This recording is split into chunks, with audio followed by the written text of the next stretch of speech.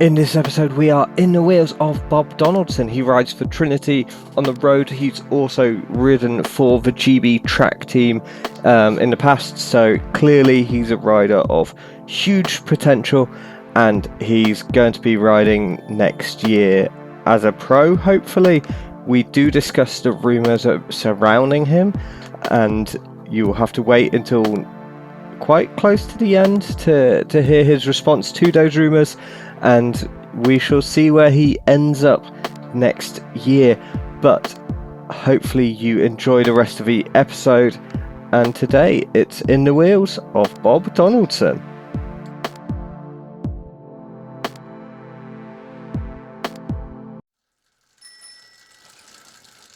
Hello and welcome. Thanks for joining me. How are you doing? I'm good, thank you. Doing well. How are you? Yeah, I'm doing all right, thanks. Let's go to the very start, just because it's the easiest place to start. Like, how did you get into cycling? Because, for me, I find it fascinating everyone's story because it's always slightly different. No, yeah, I find it fascinating as well, and I always think it through because I obviously hear the question asked a lot to a lot of people. But yeah, I started when I was 12ish. Just I always just loved sports when I was younger, and I did everything. And my dad did a bit of cycling, and he just threw me on a bike and took me to a race, maybe a cross race, I think it was first. And I just proper enjoyed it. And then I think I did my first road race not long after, and it was a race around the car park of the Etihad Stadium, Man City Stadium. Wow. And for some reason, well, I mean, I'm a big City fan, and I'm from Manchester, so like that kind of just sparked a little thing inside of me, and then I just got going and kept racing, kind of slowly progressing it to a higher level, and I raced national level at when I was 12-ish. Just doing it as a hobby still, obviously, there's nothing real serious. Still playing football and doing everything I can outside of it. And it was not till I was maybe when I turned junior that it really got serious, and I kind of put football to the side and the other stuff I like to do in life and started cracking on with cycling. Oh, nice. And did that, when it became serious, were you like, oh, yeah, I want to turn pro, I want to do X, Y, and Z? Or was it just, I just want to do this sport to the best of what I can? Yeah, I think both really. Like, I mean, every sport I played as a kid, I dreamt of being the best person in that sport. Like being a footballer, I love playing in midfield, and I thought I was Yaya Toure at times and stuff like that. But yeah, when I was cycling, I looked up to guys like Cav and that at the time, and wanted to be like them. So when I did kind of focus on cycling more, it was more like I'm kind of good at this, so I may as well give it a go. Yeah. And you said you looked up to Cav. Like, do you well, are you a sprinter or what type of rider are you? Because looking at your results, like, to me, it comes across that you're kind of better in those sort of hilly sprinty, like punchy races more than the flat out sprints. But I could be wrong. It's just the impression I get. No, yeah, you're definitely right. It is the hillier kind of not super big hills, just kind of right in the middle where not really the best at sprinting or climbing, just can get over both and do both quite well.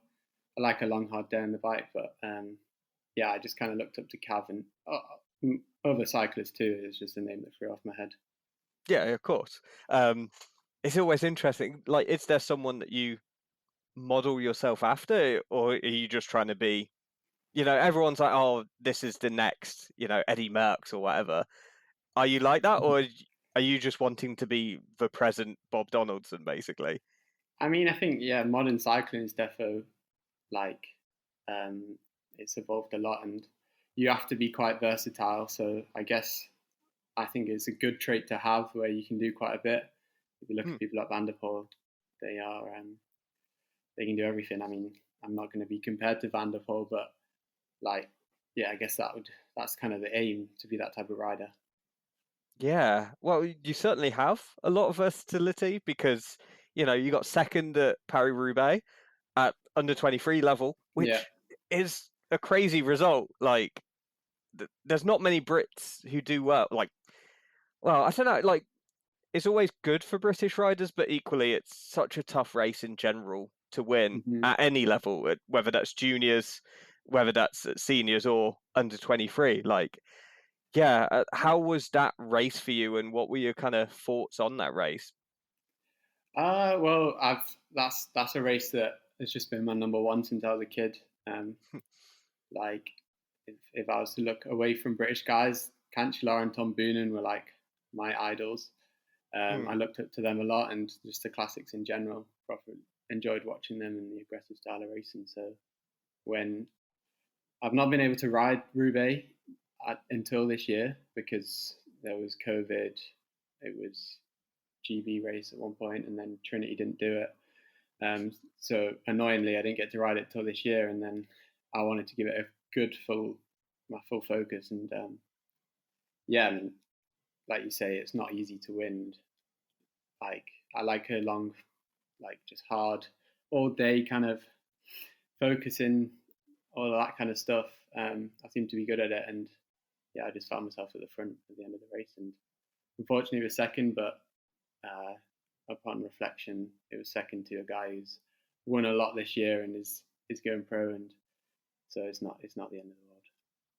No, absolutely. I mean, he comes from incredible racing stock. Like, just his surname, Hmm. it. I think it's like his mum and his aunt or something like that. Or I Yeah. could be wrong. But like going into that, going into the velodrome, certainly from the result sheet, it looked like you're in a group of three. So you're going in and you're like, well, that's the Yeah. podium secured. Was that going through your head, or like what was? I guess, yeah. What were you thinking as you were hitting that sprint? Yeah, definitely. I mean, I attacked. It was the fifth sector, so I had four more to go just before the Carrefour, and I knew that my girlfriend and my dad was meant to be on the Carrefour. And then I hit there like three guys here, so we just got to give it full whack. And a podium here is a good result for me. At the start of the day, I would have taken it, and then yeah, we got to the velodrome, and I used to do track cycling with the GB team, so I kind of backed myself. Um, but yeah, that's how it ended out in second place. Yeah, as you said, like second's incredible. I guess when you're in that situation, you wish it would be first, but equally, if No, you were yeah, told, if you were told at the start of the day you'll get a podium place at an iconic venue, you're going to take that every day of the week as well. So it's weird, isn't it? no, Um, yeah, definitely. I mean, like I said, it was a dream as a kid, so just to be there is pretty cool. And my dad was at the velodrome in the end, and he's always um, followed me, and he cares a lot. So it was a nice moment. yeah, I guess it is hugely important for parents. Like, I can't think of anyone who's made it in cycling without, a parent having to take them to X, Y, or Z race, or unless they're like a late bloomer, like, Richie Port came to the sport at what, 20, 25 or something, you know. But outside of those rare instances, a lot of it's just taking your kids to youth races and like ACAT and then junior. Um, and yeah, like that's hard on them. Like, Yeah, for sure. My dad did a lot. It started with me and my brother, but then my brother stopped doing it. So up until I was 17, 18, he took me to most races and put a lot of his time and money into me being a cyclist. And I was just grateful that I can repay in some way, especially at a big race, because it felt as if it had been not coming, but like I didn't have a big result until that point, I'd say, and so it was a big sigh of relief, really. yeah, definitely. And I guess because you're final year under 23, right? Yeah, So, like, do you feel more pressure going into this final year? Are you like, oh, I've got to get good results because, all the teams are looking at that sort of thing, and I won't get another chance to do under 23? definitely, because like I knew how cycling worked and that you have 4 years and that obviously the younger you are, the more leeway you have as when teams look at you and see your potential. And the first 2 years of under 23, I mean, one of them was COVID. Well, it was towards the end of COVID, but kind of not a perfect year. But my first 2 years I spent just trying to learn the ropes and help my teammates a lot and learn how to do that. And it went quite successfully. My friend Sam Watson won quite a bit, and I helped him do that. And then I left GB to just focus on the road. The third year, and then coming into fourth year where I knew I needed to get my own results. And then coming into fourth year, I had a couple the year before, but like you say, the pressure just builds and builds throughout those years. Some guys don't feel it because they don't really care what their fate is, but I don't know. I do want to be a cyclist, and as I've put so much time and effort into it, the stakes are higher, aren't they? And yeah, this pressure's still on, to be honest, and it's quite hard to deal with at times. But you just kind of have to put that to the back of your head and try race just on natural instinct, instead of thinking that you've got to do stuff in a certain way or do the safe bet. And I think this year I've done that quite well, and I've just raced how I wanted to race instead of trying to think if I don't do this or do that, I won't get a contract. Yeah, because that must be hard, like preparing and getting on the rollers ahead of a race, going, Mm-hmm. oh, I need a result here. I need, you know, at least a placing or something. That Yeah, must, massively. I've been to most races this year just thinking like I can get a result in this race, so I need to. And then, like I said at the start, just being in between two kind of like a sprinter and someone who can get over climbs, that there's a lot of stages where you're like, I could get a result here, as opposed to like if you're a sprinter, you're just going to sack off the climbing stage, whereas I'm going for both in a way. And yeah, it makes a lot of stages tough mentally. But yeah. yeah, I guess because like if you're like purely a climber or purely a sprinter, then as you say, you can kind of switch off on the other race, on the other stages, and go, well, it's a sprint stage. It's not for me. I just get to, you know, get round in a way. Like some people don't like that phrase, but sometimes it just is. And like a sprinter will look at a mountain stage and go, "Yep, that's not for me. I can just race without pressure because I'm not going to do anything here. I just have to get to the end." Whereas although you've got more chances of getting a result by virtue of being so versatile, that also means you've got to put the mental energy into every single day, and you can't. It's hard to switch off. Yeah, it is. It is really hard to switch off, and cycling is a pretty high pressure world, and that's why I like road races, because they are 4 or 5 hours, and that it all just slowly builds up, and you don't really think about it in the race, as opposed to just a 4 minute effort where yeah, everything's on the line in that effort. But yeah, in road races, you have time to think about it, and there's so many different scenarios that can take place that you can kind of step back. But as well, in I enjoy helping my teammates get results as well. I think it's a rewarding job sometimes, especially when you've got a good climber or a good sprinter. It like you want to do the best job for them, and I've done that a good few times, and even that is pressure in itself. I think it takes pressure off you, but you wanna help as much as possible, and you don't want to let the team down. Yeah, and I guess there's two questions and two areas I want to explore here, and hopefully I can link them up nicely. But starting with like your move away from the GB team, like you said that was to focus more on road. Like, was that the sort of the only reason you moved, or were there other contributory factors? Like, because everyone sees that as the pathway, if you will. Yeah, There are so many pathways in cycling, and everyone will get to the top who arguably deserves to, but yeah. equally it's the dominating one for a British rider. No, I agree, and I agree that like if you're good enough, you're gonna make it as a professional, I think.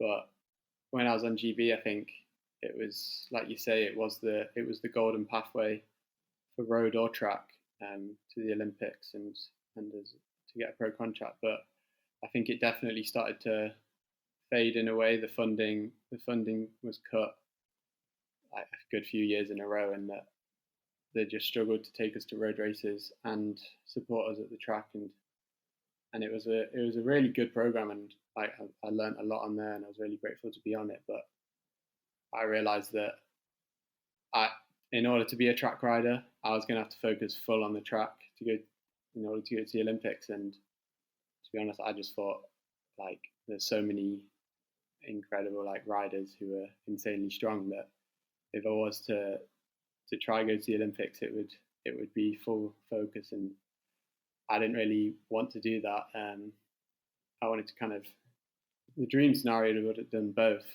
track and road, but I wasn't good enough, and that I enjoyed the road more, so I just chose to do that. And then throughout the second half of the season, when I was on GB, it was about finding out where I could go next year and to chase that road career. Yeah. I get one question on track, just generally, like, do you have a favoured event? Because obviously the endurance side, there's quite a lot of different events, and some of them are kind of straightforward to understand, and some are just insane.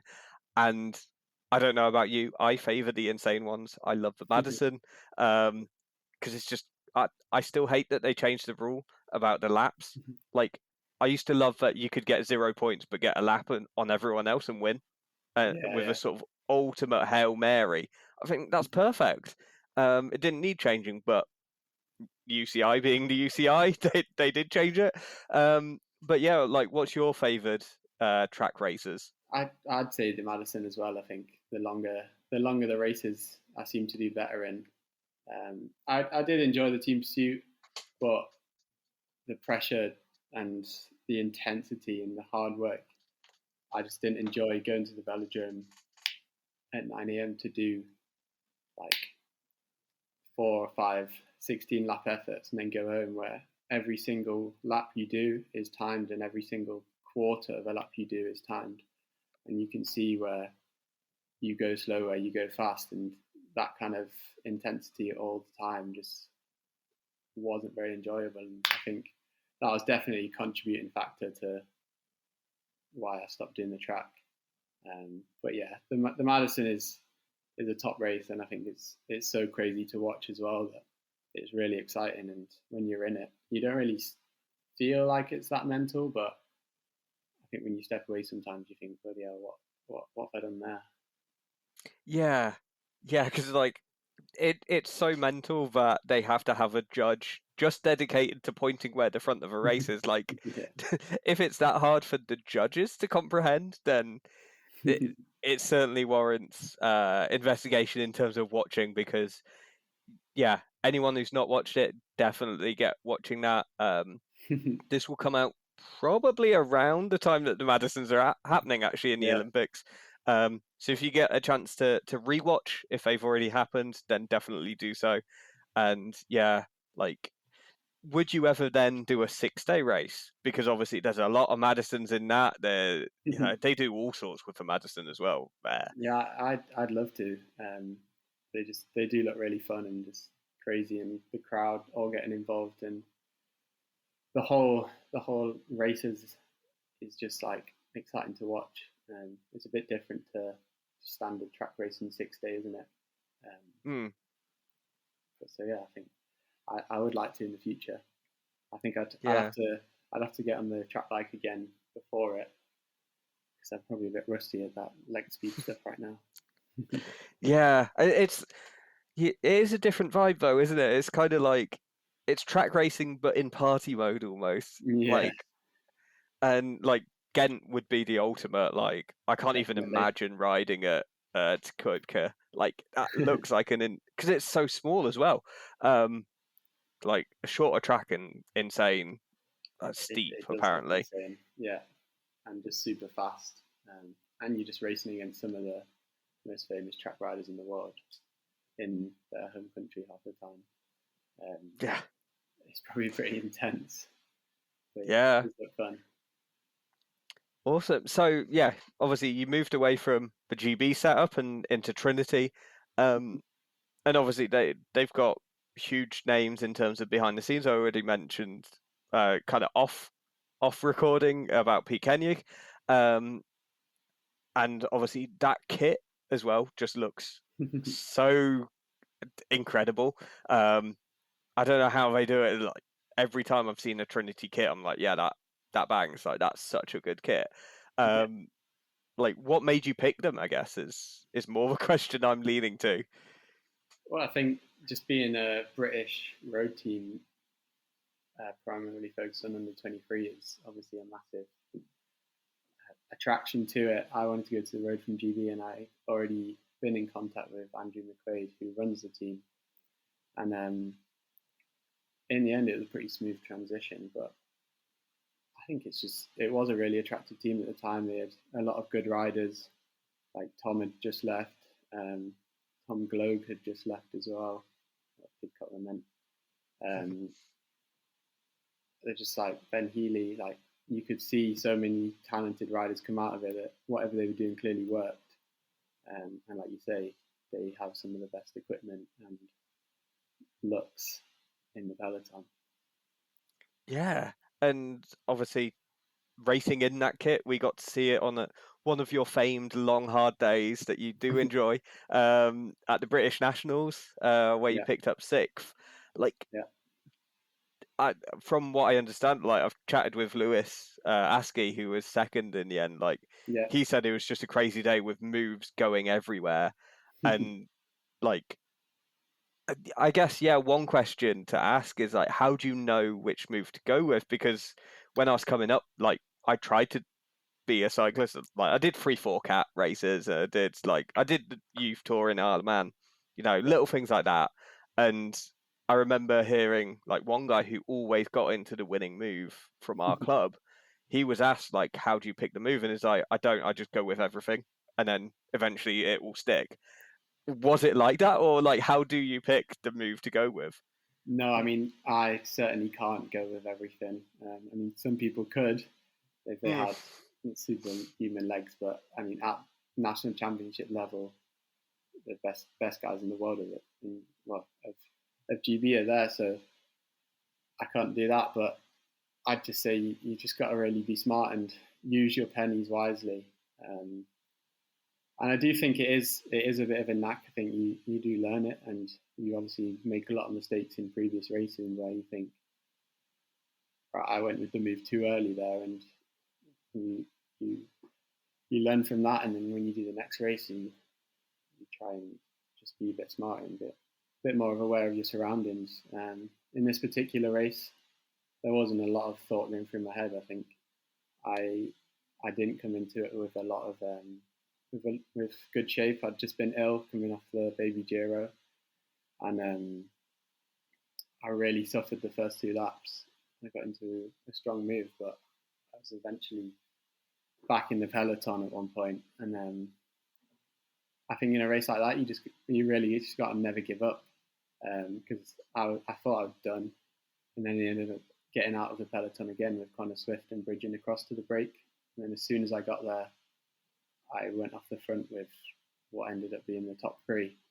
Um, and I think all of them attacks or groups I just kind of went with them as it went, and there wasn't much thinking going on. But if I look back, I didn't go with moves that didn't work. So something must have gone on in the head. But like I said, sometimes it's just a bit of instinct. And I found myself in the right group. And if you have the legs, you have the legs to stay there. Yeah, is there anything you would have done differently on that day? Um, For like, sure. because Every race, I think there's things you could have done differently. And I mean, I was sixth. I was first under 23, but I think I could have done better than sixth in the whole race. And I think I ended up getting too caught up in the under 23 race. There was a moment where Joe Blackmore and Connor Swift came across, and the cohesion of the group stopped. And Ethan Hayter went away with Lewis and Max, and I caught myself looking at Joe and Jake because they were two Israel riders, and I thought they're not going to miss this move, and it turned out they did, and those three just rode off, and then I was left behind. So in hindsight, I'd have followed that move, and I think I'd have had the legs to stay with them to the final, but who knows about the actual finish. So that's definitely a mistake I made. But in the end, I won the under-23 race, so I can't be too harsh on myself about that. No, it's one of those weird quirks that there's a race within that race of the under-23s, and how Yeah. conscious are you of it?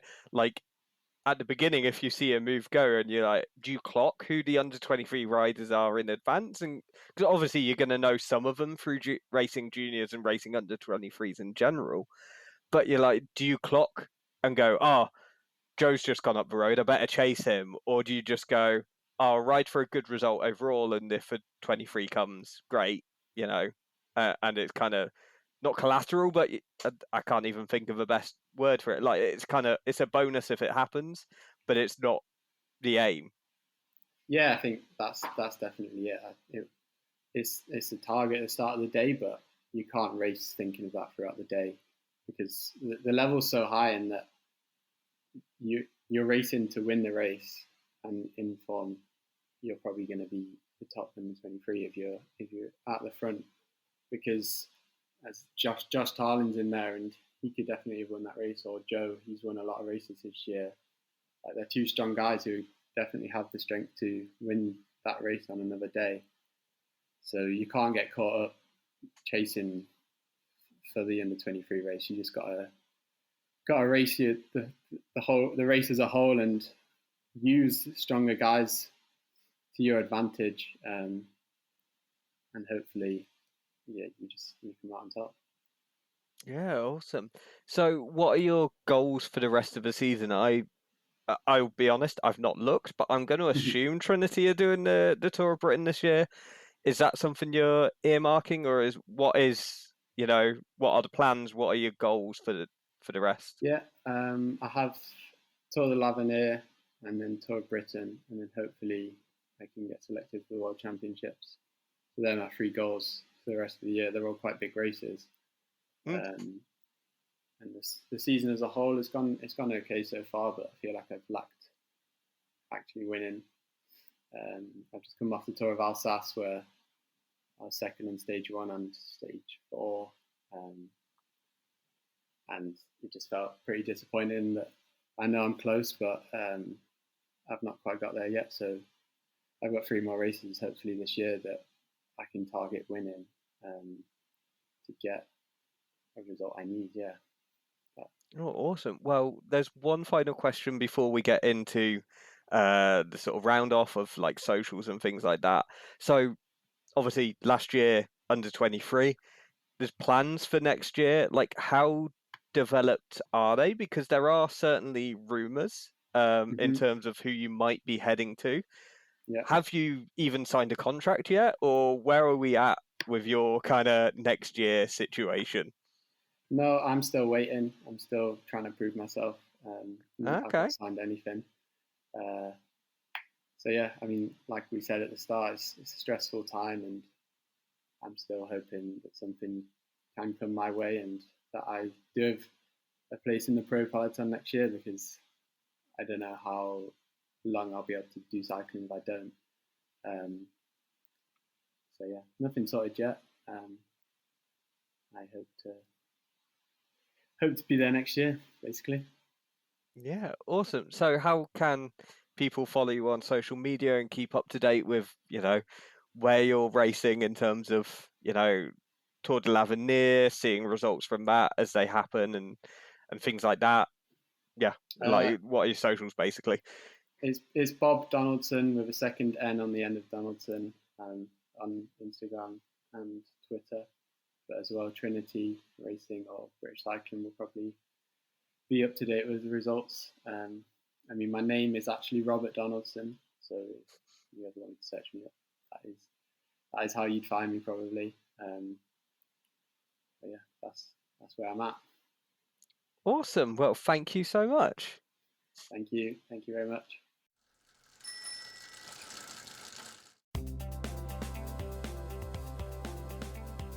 If you've made it this far, well done. I hope you enjoyed the episode. We have had other British riders on in the past, so check out our back catalogue for them. We've also had some hugely talented under 23 and junior riders who are not the stars of today, but the stars of the future, and I think that's hugely impressive. And go check them out because they're names that you should get acquainted with in the future. But until next time, see you around.